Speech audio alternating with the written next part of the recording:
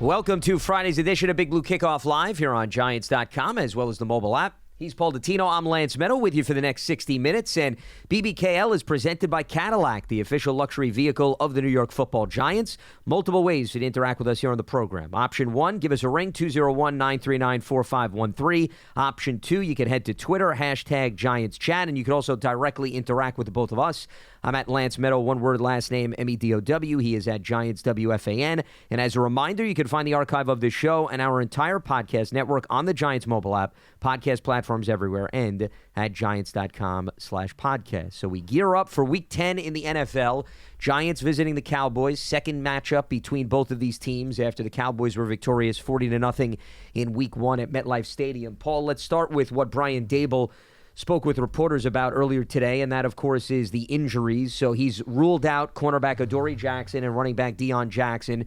Both are dealing with concussions. Adoree's also dealing with a neck injury, too, and that has popped up over the last few weeks. So they're going to be down their veteran corner, and Evan Neal, who was classified earlier this week as week-to-week, is officially also going to be sidelined. But that's not surprising because I think if you listen to Evan speak to reporters after the game, my interpretation, he sounded discouraged. He didn't seem as if this was going to be something that he was going to quickly be able to turn a new page and get back out on the field. But outside of that, Azeez Ojulari is going to be questionable, and it seems to be trending in the right direction that hopefully he will be activated from injured reserve as he fulfilled the 4-game absence, and perhaps they'll get a little bit of a boost to complement the likes of Kayvon Thibodeau, Dexter Lawrence, and some of the other pass rushers up front. Well, that's the hope. I mean, talking to Drew Wilkins, the outside linebackers coach today, he said, look, the whole idea behind having both of those guys in the lineup at the same time is that not only do you not know who's going to do what, but you also can't even try to slide your protection or chip because you can't take care of both of them at once. So, yeah, they're hoping for a much better and increased effectiveness of the pass rush, getting Ojulari back. We all know what his production is when he plays. I mean, I think that's undisputed. Oh, he's very efficient. Yeah. You know, so they're very much looking forward to that. Now, Drew also did say that in the last 3 games against the Cowboys, they have done a particularly good job of getting the ball out quickly to try to prevent the Giants' pass rush from getting home. Which makes sense. Using the quick game very, very effectively. Now, that's 3 games in a row. That counts as a trend, okay? Which means now I'm sure the Giants coaching staff has planned appropriately for it, because if somebody does it to you once, it could have been an aberration. If they do it to you twice, you start scratching your head and you say, maybe something's up here. Maybe we're tipping something, or they see a weakness. Well, if they do it 3 times in a row, you can absolutely bet that there's something that needs to be adjusted. So I'm sure the Giants defense has some new wrinkles for Dallas this week. And this comes at a time when the Dallas passing attack is really starting to come into its own, Paul. Because Lamb is hot. Yeah, Lamb has 37 targets over the last 3 games, and that has resulted in 30 receptions. I would say that's a pretty nice conversion rate. And Dak, in the wake of that Niners game, if you recall, the lopsided loss, CD was very vocal.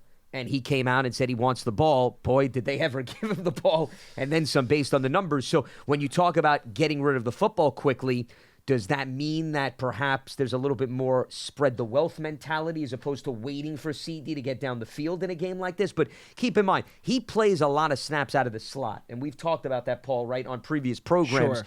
So when you look at Cordell Flott, it, to me, is a big assignment for him. And then I'm sure he's probably going to see a little bit of Deonte Banks as well, especially with Adoree Jackson out of the equation here. Since the days of Keyshawn Johnson, when he came out with "Throw me the damn ball," remember that? Sure. Oh, yeah. We have seen now many receivers, since he broke the ice, basically scream for the ball.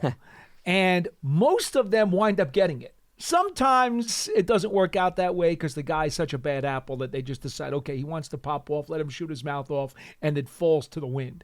But most of the time, your good players who ask for more opportunities wind up getting those chances, and they produce. Because, again, I'm talking about a sample of good players. Good players will make the most out of their chances. If you're not a very good player and you scream for the ball, well, number one, they're probably not giving it to you. And number two, if you get it, you might not do much with it. Yeah, well, it's a production-oriented business at the end of the day. You can want the ball, but when you get it, you have to be able to capitalize. And to C.D. Lamb's fairness, he has absolutely delivered. Now, there are two stats in the passing game that are very, very odd when you consider the Cowboys' talent and the kind of people that they've got on their offensive unit. Number one is that Jake Ferguson, the tight end out of Wisconsin, who I always liked, as you guys know if you've been watching the show for years, Jake Ferguson actually is tied with C.D. Lamb for the Cowboys' lead in touchdown catches with 3 apiece. I think most people would be shocked by that, considering the starting 3 wide receivers in their passing game, and even with Pollard as part of their passing game. To think that Jake Ferguson is tied with Lamb for 3 touchdown passes on the season, or catches, I should say, that's pretty unbelievable, And then the second thing that I think is pretty surprising is that Ferguson is second on the team with 32 receptions. Again, consider the talent level and the skill level of those other folks in the Dallas passing attack. And yet, look at Ferguson's numbers. He's only averaging about 10 yards a catch. I mean, he's not like busting No, out. not explosive plays. He's not doing Jason Witten stuff. Let me make that clear. He's not Billy Joe Dupree, going back, or even Mike Ditka. You old folks will know, the guys who played tight end for the Cowboys back in the day. Or they'll know him as a coach, too. Yes. There you go. But he's not Jason Witten. All right, he's not putting up huge, spectacular Pro Bowl numbers. But yet when it comes to the Dallas rankings, he's actually ahead of some other very, very explosive weapons. Well, he's been reliable, and Dak is going to lean on a guy if he knows that he can count on him. I think that's what Jake Ferguson has proven, especially in the red zone, too. He's got the 3 touchdowns because he's a reliable option in the red zone, and Dak has 7 touchdown passes in the last 2 games. But to your point, it has been emphasized on C.D. Lamb and Jake Ferguson. Now, does that change all of a sudden because teams start saying, okay, well, Dak is playing favorites, so our defensive attention is going to go that way, and now opportunities will present themselves for Brandon Cooks, who's been relatively quiet, and that was their big acquisition this offseason. Yeah. Michael Gallup is another guy. We've seen Jalen Tolbert has received some opportunities against the Eagles last week, and Kevontae Turpin, who I know is on the injury report, he's their special teams return man. He also has gotten a taste of the offense, and he had a rushing touchdown against the Giants the last time. So I think right now it's still a feel-it-out process for this passing attack because, as you mentioned, CD is doing an overwhelming amount of the heavy lifting. Why? He wanted the ball, and they've appeased him. But I think like any other trend in the National Football League, do you get teams to bite into CD a little bit more, and that creates some favorable opportunities elsewhere on the field? Because I think what the Giants need to be cautious of, Paul, what I'm getting at is, and we talked about this exactly with Davante Adams last week, and I said if the Raiders force feed Davante Adams the ball, I think it plays into the hands of the Giants. Early in the game, they hit a couple big ones to Myers. Exactly. Which really was like very painful for the and Giants. And Turner down the field, the 50-yarder. Yeah. And we even saw Hunter Renfrow get involved. So I'm wondering, does Dallas take a page out of that where everybody's thinking CD and then it creates some favorable opportunities elsewhere? Just some food for thought, especially based on the depth that they have at that position. Heck, and again, in discussing this passing attack, we kind of glossed over Pollard. He's got 29 catches, which is 5th among NFL running backs in receptions this year. So don't sleep on him. In fact, he's got a 60-yard catch and run, which is the 2nd longest reception by a running back in the National Football League. So, you can't sleep on the fact that he can hurt you through the air as well. And we've seen that even when Zeke was on the team because he would be the change of pace third down back. Now, obviously, he's playing more of a prominent role, but there's plenty of weapons. So you say to yourself, okay, how do the Giants make an indent into this Cowboys offense? How do they spice things up? And it goes back to playing the trenches, Paul. We talk about this with every Dallas matchup. And unfortunately, for the Giants' sake, it has ended up in favor of the Cowboys. Can you get pressure on Dak? Can you force him into some turnovers where you get a piece of the football? And then can the offensive line handle the stunts and the twists of Dan Quinn's defensive front? I mean, that's where this game is going to be decided. Let's not make this complicated and convoluted. If Dak has all the time in the world, he's going to pick apart the Giants' defense because he's going to be able to lean on the various weapons that we laid out. If the Giants' offensive line does not handle the Dallas defensive front, then Tommy DeVito is going to face a lot of pressure, and he's going to be forced into precarious spots. And also, and this is why protecting Tommy is so important, the Giants need to run the football, Paul, okay? And without a doubt. To do it fast and furiously, and they need to stay in manageable third downs. If you take sacks on early downs and you have penalties, Dallas is going to pin its ears back and say thank you very much. So you could argue the early downs are going to tell an awful lot about the direction of this game. I don't think there's any doubt. I asked Andrew Thomas earlier this week about Dallas's ability to stunt and twist up front, which we all know they do a lot ever since Dan Quinn got there to man up this defense. I believe they're top 3 in the league in terms of the amount of percentage that they will stunt and twist with their defensive front. They're going to do identity. They're going to do everything they can to basically show you a spaghetti look where guys are like twisting and turning all over the place to get you messed up. Okay, so here's the thing. I said to Andrew Thomas, so how much more difficult is that to deal with, when you play a team like Dallas that will do such a significant amount of that stuff? And he said, honestly, it comes down to the early downs. You can't get caught behind the chains because that's when they're really going to make use of it. If you can move the ball and create short yardage in early downs, you are going to force them to pull back the reins on some of the stuff that they're doing. And he said that's really the biggest key. It's not about trying to decipher the stuff. It's about trying to prevent them from using it. Yeah, because if you then have issues in the early downs, now you're playing right into the hands of the Cowboys. Exactly. And you know exactly what Dan Quinn is going to do. And even if you know exactly what they're going to do, Paul, we have conversations like this. You go up against a team. They want to run the ball. You know they want to run the ball. You still, at the end of the day, have to go and stop them. You know Dallas runs twists and stunts, but you got to do effective play up front and actually stop them. And that's been a problem, unfortunately, once again, for the Giants. And we know all the characters in play here, who the Cowboys are going to showcase, the DeMarcus Lawrences, the Micah Parsons, the Dorrance Armstrongs, and their secondary. Without Trayvon Diggs, Deron Bland has stepped up.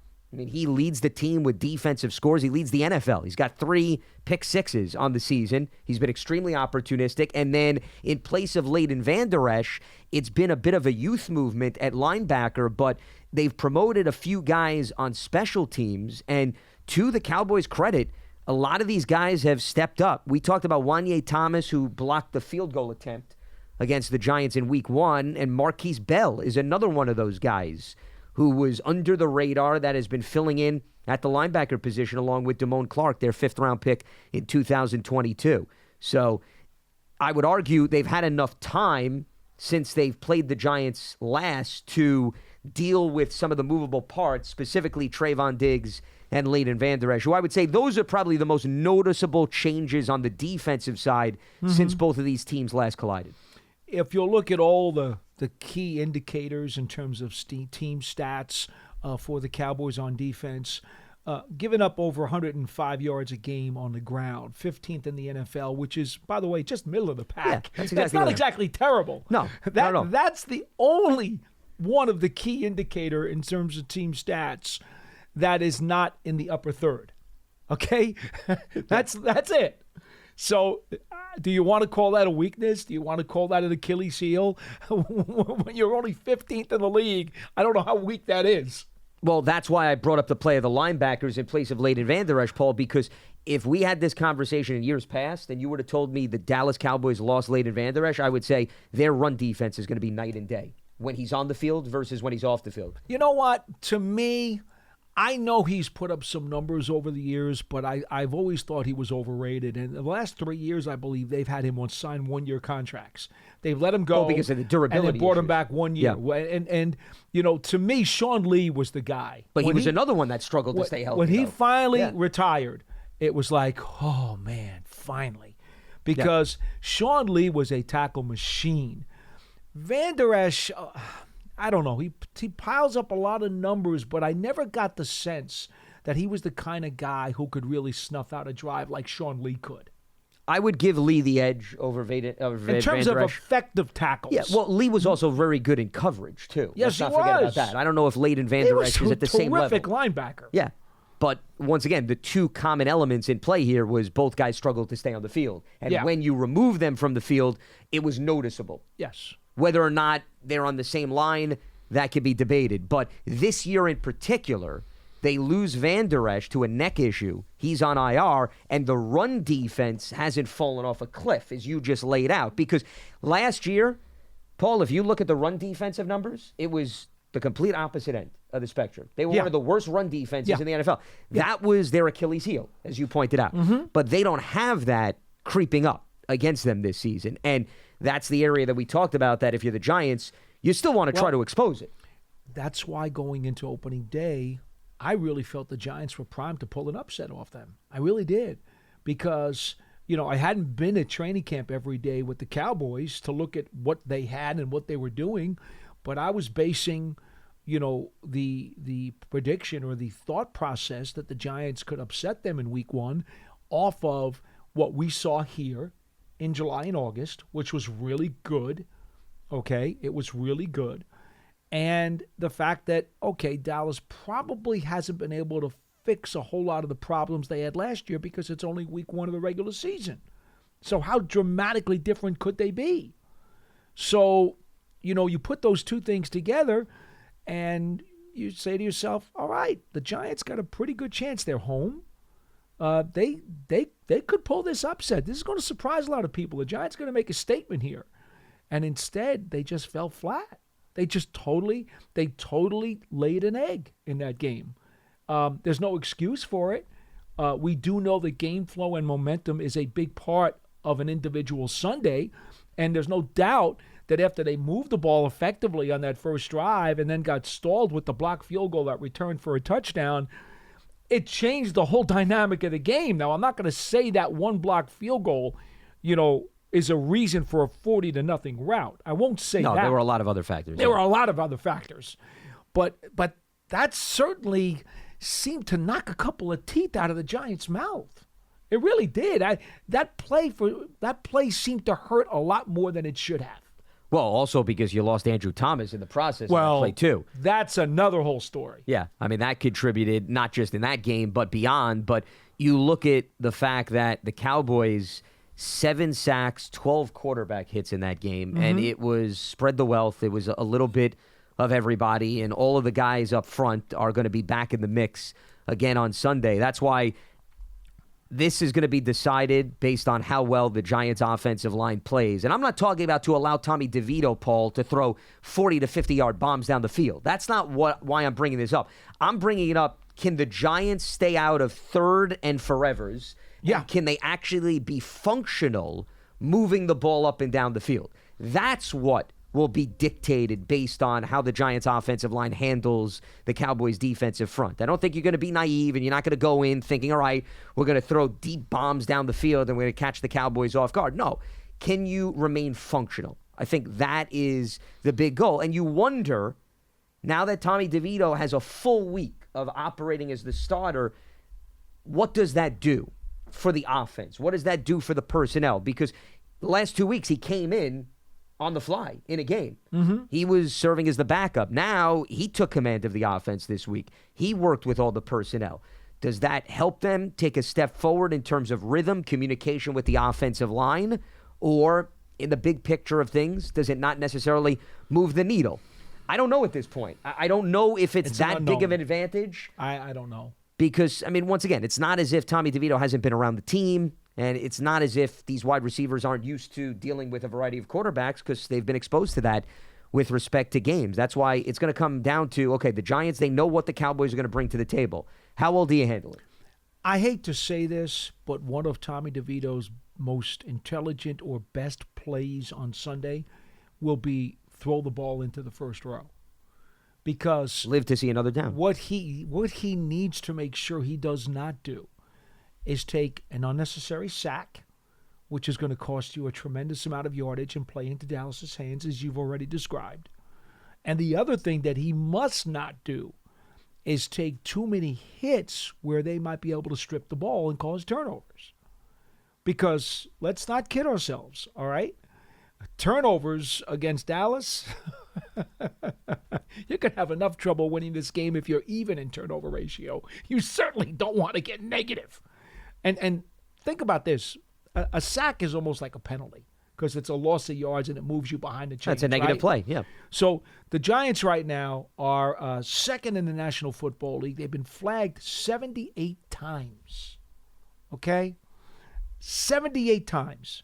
Now, fortunately for them, I guess you could say fortunately, is that only 55 have been marked off. That's because there were offsetting penalties and penalties that were declined. But so you're talking about the accepted penalties, essentially. That's accepted ones. Yeah. Okay, but in terms of flags thrown, 78 flags thrown against the Giants, second in the NFL. Dallas, 72 flags thrown against them. That's sixth most in the NFL. So, it's not just on Tommy DeVito, to prevent negative plays and third and longs. It's also on the rest of the team. Now, I didn't break it down. I could, but I'm not going to bother breaking it down for you right here. But the rest of your offense also has to understand when you've got the ball, you cannot, absolutely not, get called for false starts, illegal motion, illegal formation, holding. These kinds of things, they're almost the equivalent of a sack because they're negative plays. That's what's going to put Tommy DeVito into the cauldron, the Cowboys' cauldron, and they're just waiting to stir that soup. And that's why we go back to the emphasis of first and second down. It's not just sacks. It's avoiding negative plays overall. And when I mean negative plays, Paul, I'm talking about you don't want to run for negative 1 yard on first down and now face second and 11. Because on second and 11, Dan Quinn is going to give the green light to his guys up front. Mm-hmm. So it's all of these things. It's penalties, it's sacks, it's establishing some positiveness with respect to the run game. I have a breakdown of all the penalties that you were referring to. I have them, but I don't want to go through them. No, I'm not trying to do that, but I would say the bulk on the offensive side of the ball in terms of the high-volume guys are on the offensive line. If you do look at the individual Izzuto leads breakdown. the league in flags. Correct. And Neal is right behind Izzuto. 5 versus 4. But Neal won't be playing this week. No, but I'm just saying that you were making the point about it goes beyond the offensive line, and I'm with you. Oh, yeah. But with respect to the Giants this season, the culprits, though, for the most part, have been the guys on the offensive line. Here's another thing I want to tap into. And this was evident, if you recall, against Max Crosby last week and week 1 against the Cowboys. It was the play right before things started to unravel, and then the Giants had the blocked field goal. Thomas was called for a false start, right? And I think we talked about this at the time of the game. Micah Parsons is lined up right over Andrew Thomas. Mm-hmm. Now, I'm not saying that Thomas has come out on the record and spoken about this, but my observation is Parsons' presence helped force that false start. I think that's fair.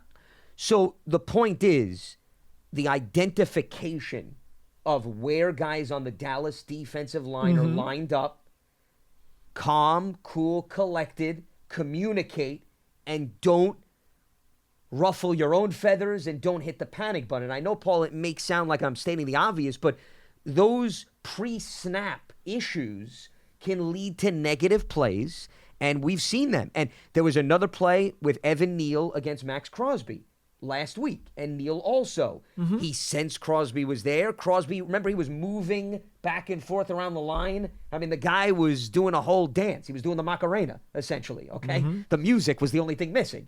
I'm not trying to make light of it, but in all seriousness, that's what the guy was doing. And he knows how to play the game. It's the mind game. And the Giants' offensive line flinched and reacted. So those are the things that also come into focus in a game like this. And it does get loud there. Yeah. I can't deny it. It does get loud in Dallas, especially when things are going well. They're a front-running crowd. Let's not make any mistake about that. Not that any other NFL team's crowd is much different, but it's a very, very large disparity in Dallas. They get really, really souped up when they've got the momentum. When they don't, there's not much there. But here's what I will say in terms of Parsons, and I mentioned this on the Brian Dable show on MSG this week. In terms of Parsons, he's had 5 games against the Giants in his career, 3 times he's been held without a sack. He's got sacks in 3 straight games right now and in 6 of 8 games this season. Against Andrew Thomas, now I don't have a snap count of how many times he's actually gone against Thomas, but Parsons has been in the lineup when Thomas has been in the lineup in 4 meetings between the Giants and the Cowboys. In 3 of those 4 meetings, he's been held without a sack. He beat Thomas around the edge for a sack in a game last year. That's it. So I know that this season, Parsons is still lined up the most over the right tackle, but they have moved him around to other spots on the line more than any of his previous 2.5 years in the National Football League. So Thomas will get opportunities against him. So will John Michael Schmitz. And probably, I'm guessing that it'll be Pugh and Bredesen inside again. They'll have chances to, have dinner conversations with Parsons too. Sure. Okay? Yeah, and then Tyree Phillips. And Tyree right Phillips, tackle. we think, is going to be the right tackle. Yeah. So, ironically, and again, I'm not trying to besmirch him, but Parsons has had more of his great games against other teams. He has not necessarily eaten the Giants for lunch during his early NFL career. I think with a substitute right tackle in there and an undrafted rookie third-string quarterback in there, he's probably thinking this is the time to do it. Oh, I can only imagine. I'm sure he's extremely hungry and working up an appetite from that standpoint. But although your point is well taken, Paul, he does open up things for the rest of his teammates. Of course. So even if he doesn't have the monster game, what he creates for a DeMarcus Lawrence or a Dorrance Armstrong or Odigizua definitely adds up. And if you remember, one of the games last year, it was the game here at MetLife Stadium, DeMarcus Lawrence had 3 sacks. And that was the Cooper Rush game in which he started. But there's an example of, okay, Micah wasn't necessarily dominant on the stat sheet, right, but somebody else ate from that standpoint. And the number also that jumps out to me, and I always look at quarterback pressures and quarterback hits maybe more so than the sacks. Yes, well, and that's what Wink does. Thing. Yeah, well, that's what Wink does, and I agree with that philosophy. Actually, I remember Parcells would always tell us all the time. Lawrence Taylor would go a couple of games without a sack, and people would get all panicky in the press room. Yep, and he would go, fellas, it's not just about the sacks, fellas. You get all tied up in the sacks. It's not what it's about. There's a lot more, and he was right. He was right. So I know we cite sack numbers because that's easy to do, but believe me, I have always considered the context of quarterback pressures. And I didn't think that you were going in a different direction. I just wanted to read a number not related to sacks just to spell out how effective he's been. Parsons, 50 quarterback pressures this season. That's tied for the most in the NFL with the Eagles' Josh Sweat, and 22.7 quarterback pressure percentage in 2023. That's the highest in the NFL for a minimum of 150 pass rushes. So that means the volume of times he's rushed the quarterback, he's delivered, success rate is near 23%. You don't even have to dig that far into the numbers. 17 quarterback hits, 4th in the NFL. How about just make it simple? Sure. And Max Crosby, by the way, is the other guy that's in the same territory as Parsons when it comes to individuals that have at least 7 sacks, 10 tackles for loss, and 10 quarterback hits this season. So they go from playing one of the top guys to now the other guy on the list in back-to-back games. Lance Medow, Paul Dottino with you here. It is Friday's edition of Big Blue Kickoff Live. Appreciate everybody for tuning in as we're setting the stage for the second matchup between the Giants and the Cowboys, this time in Big D on Sunday at 4:25 p.m. Eastern. A few reminders before we open up the phone lines. The Giants Huddle podcast, you can check that out on your favorite podcast platforms, as well as Giants.com/podcasts. There are still single tickets available as the NFL schedule is officially out, and they're on sale now. Don't miss the Giants at MetLife Stadium this season. You can visit Giants.com/tickets to secure your seat. And the Giants official connected TV streaming app, Giants TV, it brings you original video content, game highlights on demand and direct to Big Blue fans. Giants TV, it's free. It's on Apple TV, Roku, and Amazon Fire TV, as well as the Giants mobile app. And you could also watch us on Giants TV. How about that? If that doesn't give you enough of an incentive to tune into Giants TV see this mug over here, then I don't know. I got a better incentive. Yes. It's free. It's free. Okay, well, that's the first selling point. But then once you notice it's free, you look at the content, Paul. There you go. They notice that you're on camera with the microphone in front of you. Unbelievable. Come on. If that doesn't buy in, then I don't know what does. My tan is fading. I'm not very happy. Well, I mean, come on here. We're in the middle of the season. I know the bye week is coming up, week 13. Something tells me you could get by for the next 3 games. Is that fair? And then week 13, you regroup. I'm trying. Okay? I didn't get enough tan in Vegas when we were out there for the Raiders game. Were you even out and about? Did you have enough time to explore By the Sin time City? we got there and then I was able to walk the strip, it was there wasn't enough sun. They were doing all this Formula One construction down the strip. It was blocking a lot of the sun. I'm surprised you were able to walk down the strip. I would think there's so much foot traffic that it would be no, it wasn't that busy, No, it wasn't actually. that busy? Well, they knew you were coming, apparently. So they whatever. prepared accordingly. Yeah. Well, no, I know you want to get your walks in, so I want to make sure that Thank you. everything cooperates. I will in Dallas. Yes. Well, this is not your first rodeo. You've been to No, Big D plenty of times. You know the setup, the layout of the land. I expect to get some good rays in Dallas on Saturday. There tomorrow. you go. So hopefully the Texas sun will cooperate on that front. All right, let's open up the phone lines. Manny is in California, and he joins us here on BBKO. What's happening, Manny? What do you got for us? Good morning, fellas. Happy Friday. Same to you. All right. Well, I'm out here in California. I'm actually wearing my Giants sweatshirt right now. I just came from the beach, and it's pretty tough for me out here. Everybody is talking about the Giants, so just say a prayer for me. But on to some other news. I wanted to talk about, because I'm a big Victor Cruz fan, and I'm sure that you guys heard about the comments that he made the other day, and I just kind of wanted to get your opinion on that, because I know he's well respected within the Giants organization. So just wanted to get your opinions on that. Well, everybody can have an opinion. I mean, he played the game for a lot of years, so he's certainly entitled to have one. Here's what I would say.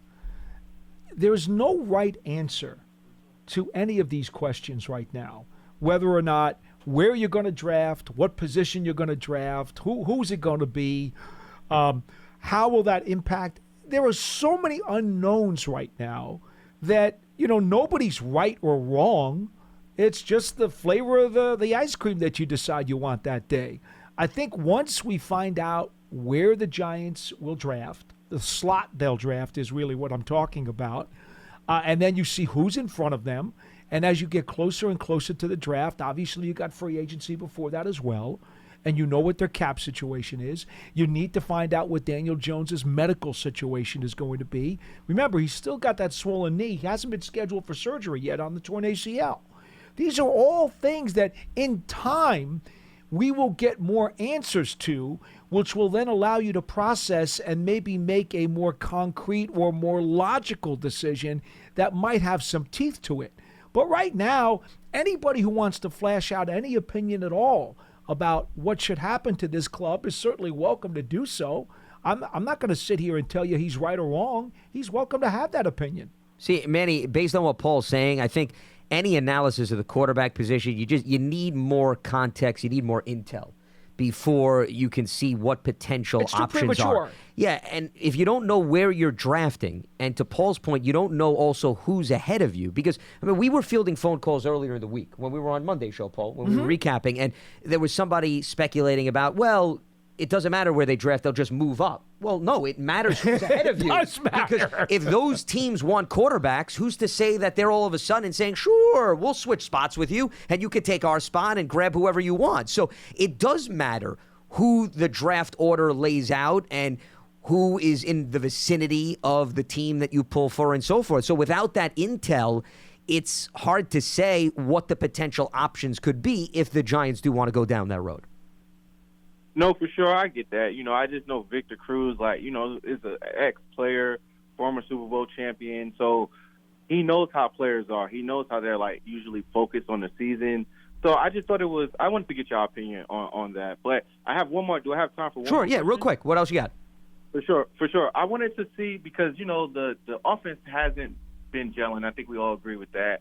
I'm a big proponent in Jalen Hyatt.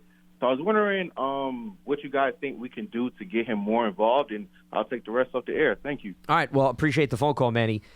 we are always asked questions about this, and I think it comes down to, Paul, he needs at-bats. He needs targets if you want to get him especially involved deep down the field. Yeah. Now, we've seen him make some contested catches in the middle of the field. For example, the reception he had against Buffalo was a really nice grab on his part where he elevated. He made sure he secured the football. But if you want the explosive plays, you want the home runs, and you're not settling for the base hits, to use a baseball analogy, then you need to provide your quarterback time to get the football down the field. And we saw that a little bit with even Daniel Jones, Paul, at the beginning of the Raiders game. He was going deep down the field. Unfortunately, they weren't able to hook up as the ball went wide. But those are the opportunities that need to happen if you want to see more production out of a guy like Jalen Hyatt.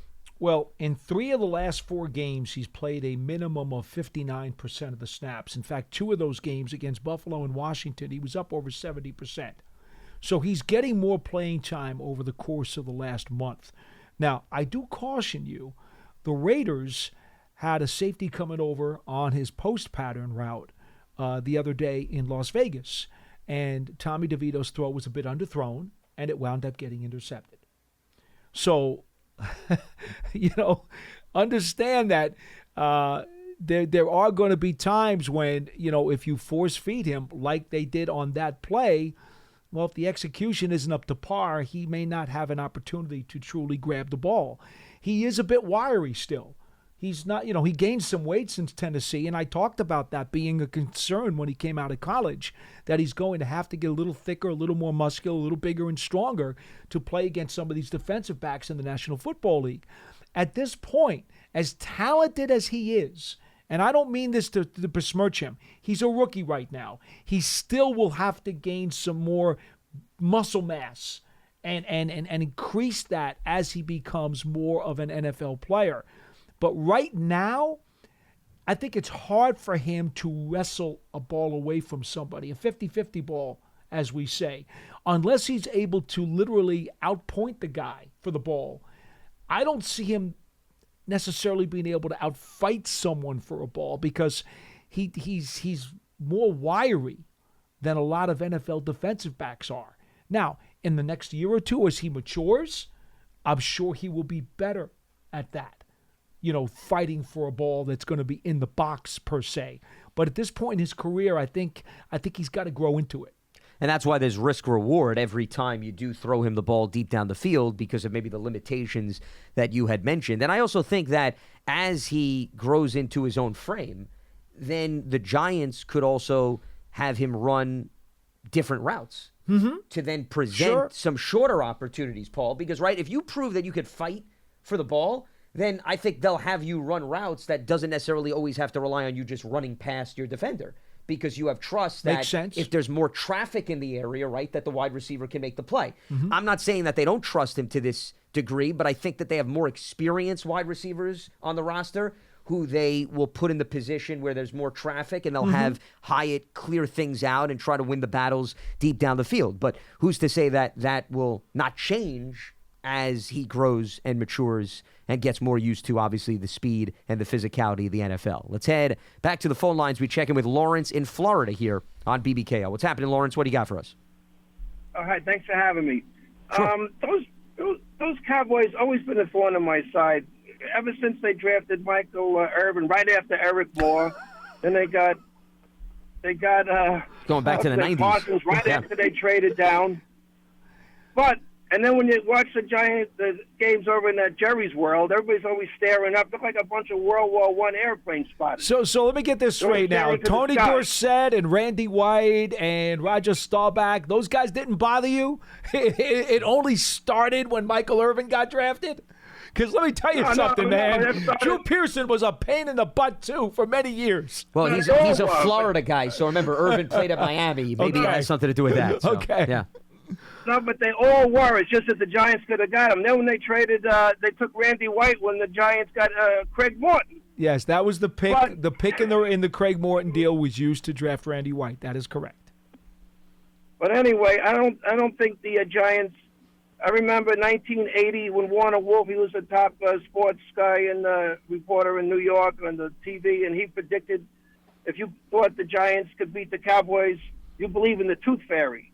and they went out and they won 38-35. Remember the game? And that was a good game. And remember they had Mike Freedy and all those guys. Mm-hmm. But anyway, I have to agree with Paul during the week because I was going to suggest that too. Don't get worried about Daniel Jones. Because remember Phil Simms was hurt in the beginning of his career. The worst one is when he was out for a long time and then he came back. And right off the bat, he dislocated his thumb. Yeah. I said, holy mackerel. 82. But then look what happened. He came back. Right. He missed the whole 82 season because of knee surgery. And then in 83, he came back and he busted his hand on a helmet. Clyde Simmons, if you'll recall, from the Eagles. That's right. I remember. And one more thing. Phil had 4 seasons, just so you know, Lance, what we're talking about. I'm going to get right back to you in 2 seconds. Phil Simms, the first 4 years of his career, actually not the first 4, but starting in 80, had 4 consecutive seasons of season-ending injuries, including 1 full season he missed in 1982. Though you were here on that show. I was here on Monday when we went over this. I apologize. Sure. Yeah. Oh, good. And honestly, so when you consider that and how many times people gave up on him, at least fans did. The Giants never did. But fans gave up on him and said he's injury-prone, he's never going to make it back, he's got no chance, and he was proof positive that, you know what, it does not have to be a one-way ticket out of town. You can come back from 4 straight season-ending injuries and still become a starter for the franchise. The only, once again, caveat that I threw out was that was the non-salary cap era. Yes. And I think it's a little bit easier. I'm talking about the teams. physical Correct. abilities. Sure, I'm talking 100%. about. But I guess if the caller wants to go in the direction of the present day, the biggest difference is teams don't always have as much patience or the luxury of that to stick with a Very guy. true. Even if they may like a player, it's just because of the financial constraints in terms of constructing a roster, they sometimes feel they have to go in a different direction. Not saying that's going to happen, but that's a big talking point now compared to what it was like when Phil Simms was the quarterback. Anyway, go ahead. Anyway, after that Jet game, I was so shook up, I had to go home and call my priest. I couldn't believe it. Are you working on your new material, Lawrence? It sounds like you're working it out here for us on BBKL. Got a lot of these liners. Yes. And I got it. Well, anyway, I got one more thing. I'm worried about that right tackle position. I think the Giants should go to Japan and get a big sumo wrestler and put him out there. Nobody will be able to get around. All right, Lawrence. That's all I well, got. we appreciate the phone call and the observations. You got Yokozuna's number? Yokozuna's not alive anymore, unfortunately. Oh, is he passed Yeah, he already? passed away. Yes. So is Kamala's gone. Kamala's gone too. Yeah, but Yokozuna was 10 times the size of Kamala. Kamala We're was talking pretty about big. WWF wrestlers, by the way, for everybody who's tuning in and is completely lost in terms of all these references. I can go back So- to Haystacks Calhoun. Well, I know who that is. Yeah. Yes. And that wouldn't be Glad the that you first do. guy that comes and to mind. Gorilla Monsoon. Gorilla Monsoon, one of the There you best go. announcers. I know you were probably around when he was wrestling. Yes. So you're dating yourself, but I know. I knew him more as a broadcaster. Okay. Yes. But You don't want to hear my Macho Man impression now, well, do you've you? given us that already. I know. So, we're like going back and we're revisiting old BBKL episodes. Pearson's calling it first. yeah! Well, if you can perhaps find an offensive lineman based on the last caller's recommendation, then maybe perhaps we actually will fall in line with the subject at hand. But in all seriousness, though, that was one of the reasons why they brought back Tyree Phillips. Unless he was referring to Evan Neal.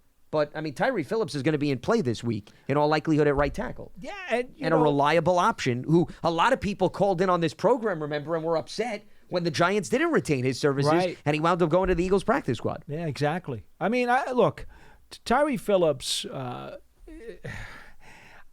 he's such a good dude. Yeah, he's always smiling in the locker room, very well liked. He was welcome back as soon as the Giants were able to grab him off that Eagles practice squad, as you mentioned. You should have seen all the high fives and the happy faces. He knows a lot of the guys on the roster. Yeah, very well liked guy in that room. Good dude. And you know what? He's a pro. He's a pro.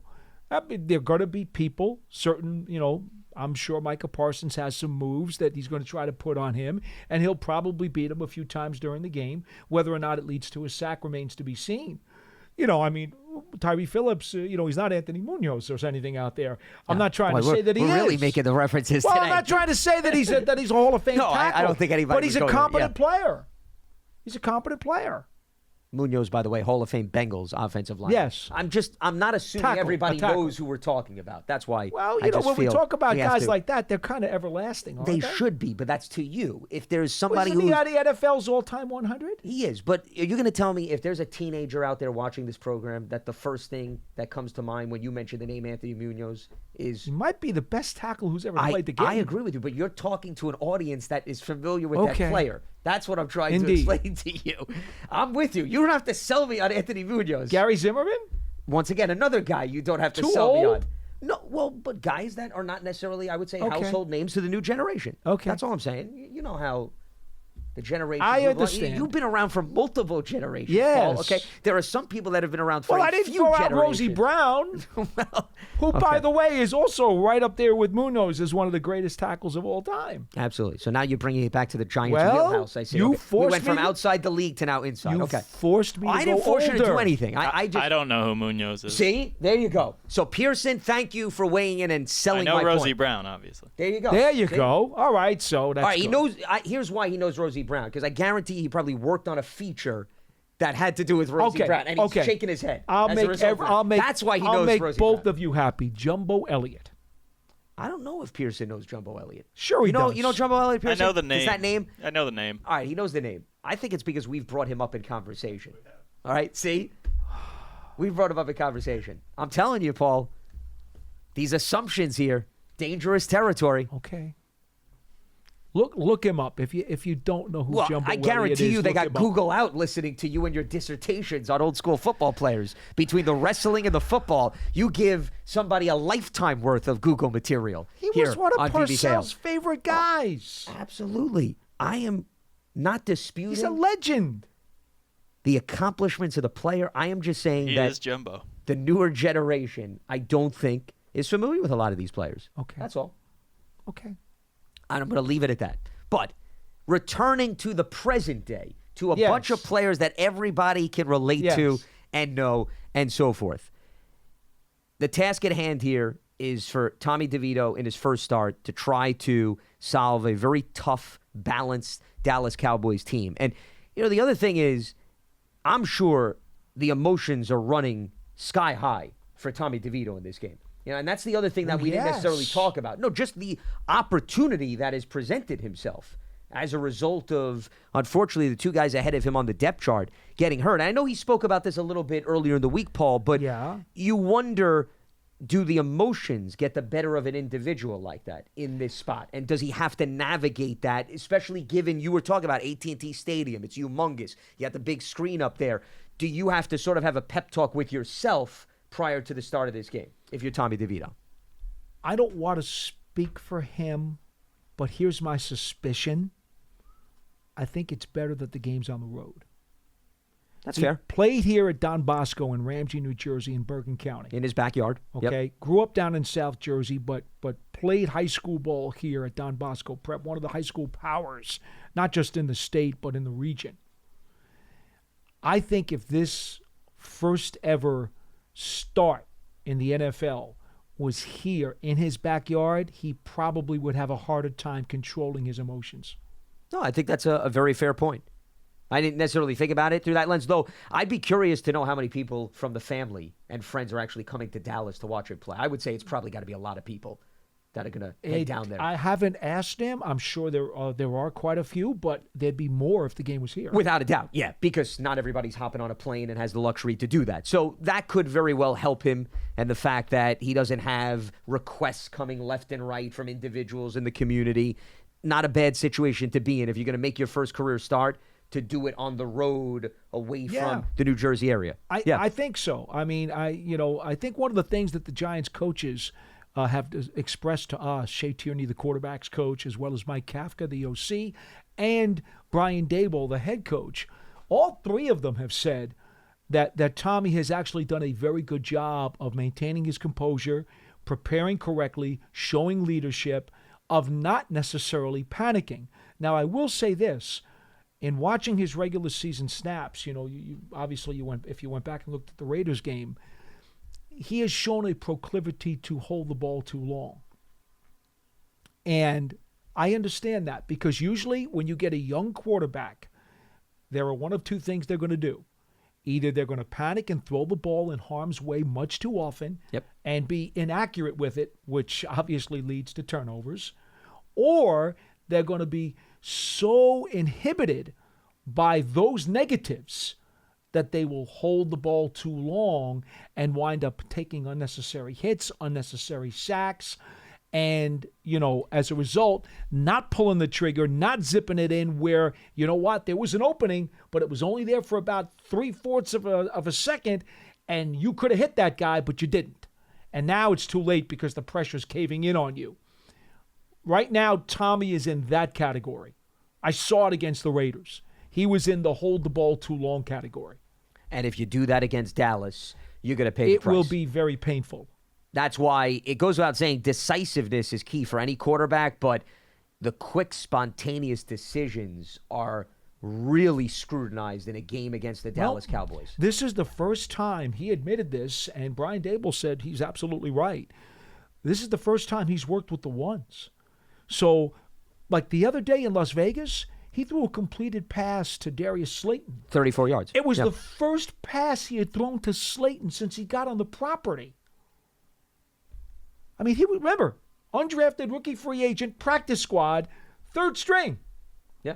So he had never thrown a pass to Darius Slayton in his life. Yeah, because Darius didn't run the scout team or wasn't on the practice squad. There was never the opportunity. Now he's in the game against the Raiders. They call the play. He zips the ball to Slayton. It's complete. Wow, I never threw a pass to him before. So you'd like to believe maybe he will have gained some assertiveness over the course of the week now that he's had a chance to throw to some of these receivers who he'll be in the game with and also was in the game with during the second half last week.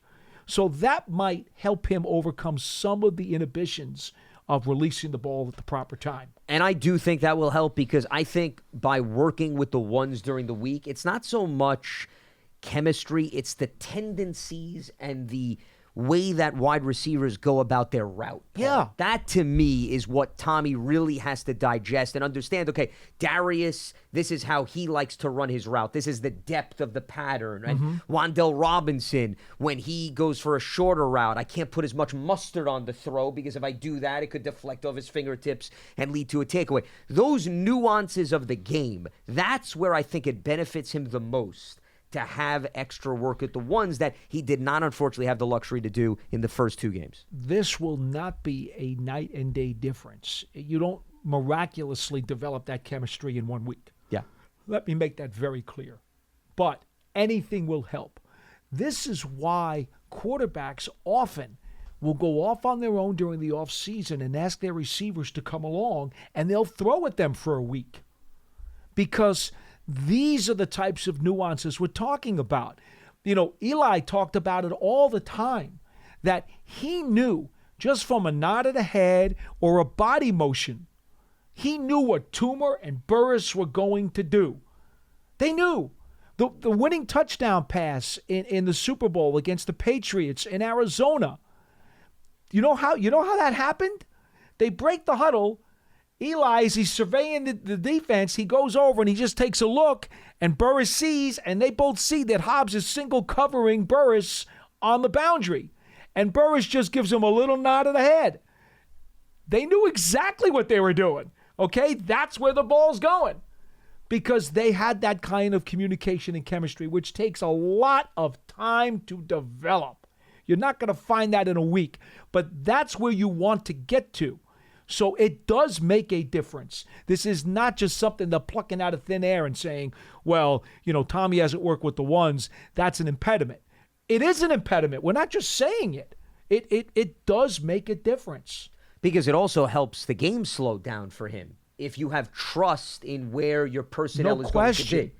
And that, to me, is what could very well be the difference maker. I mean, to use the computer analogy, the processor of your machine. Okay, how quickly it helps to run. Okay, Tommy DeVito, how quickly he processes what the defense is showcasing and knowing that this route will allow me to counter that, and I can trust that this guy's going to be in that spot, and I get rid of the football, and there's not that level of hesitancy to lead to a Cowboy sack. That, to me, is where the biggest difference comes into play. Now, 5 weeks from now, we can maybe talk more about, okay, now he and Darius have the ability to look at each other little bit. at the line of scrimmage. A little bit. And those tendencies come into play. Because Plexico and Eli, we're talking about a high volume of games. No doubt. And practices, too. Correct. You got to that point. So they're not there yet with Tommy DeVito. But baby steps with respect to just the comfort of the tendencies, I think, of the personnel that's around you. Look, part of it is also when DeVito drops back into the pocket, the offensive line, they need to have a feel for what his clock is and for where he is in the pocket and where he wants to move and where he feels comfortable. This is all part of that, too. Nate Solder, I remember when he got here, one of the problems that Nate Solder had when he was protecting for Eli was that Tom Brady had a different drop back than Eli did. And unfortunately, Eli's drop back would be right in the path of where Solder would work guys around the pocket to. And that would lead guys right into Eli. Sure. Brady's drop back was different. And Brady was also quicker to step up. Well, thing with the Giants was at the time Solder and Eli were here, not only was Eli a little bit deeper in the drop, which is where that pass rusher would be led to, the other problem was the front of the pocket was usually not very clean. So Eli could not step up. So consequently, boom, you get your quarterback hit. These are all nuances. This is why it's the greatest game in the world, because there are so many nuances to professional football that every little thing can make a difference. I can't tell you, folks. I mean, 41 years I'm covering this game. I love it. I love everything about it. And it's fascinating to watch. It's fascinating to watch it grow and to watch these things actually come into play. For Tommy DeVito this week, this is a very tall mountain to climb. There's no question about that.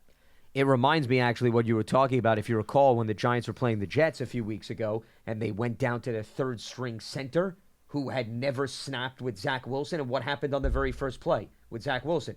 Coughed up the football. No doubt. Because, once again, he didn't know the tendencies of the guy that he was trying to hand the football over to. So it's no different with respect to Tommy DeVito on the offensive line, at least those guys having a better feel for what DeVito does during the course of a contest. But as you mentioned, it will be quite the challenge as they will be going to Big D to collide with the Dallas Cowboys for the second time around. Kickoff 4:25 p.m. Eastern, and we will recap the festivities on Monday's program right here on BBKL at 12:30 p.m. Eastern. As a reminder, we appreciate you tuning in because today's episode of Big Blue Kickoff Live is part of the Giants platforms everywhere, as well as Giants.com/podcasts. For Paul Dottino, I'm Lance Medow. Stay locked to Giants.com for all the latest. Enjoy the weekend, and we will speak to you on Monday. Have a good one.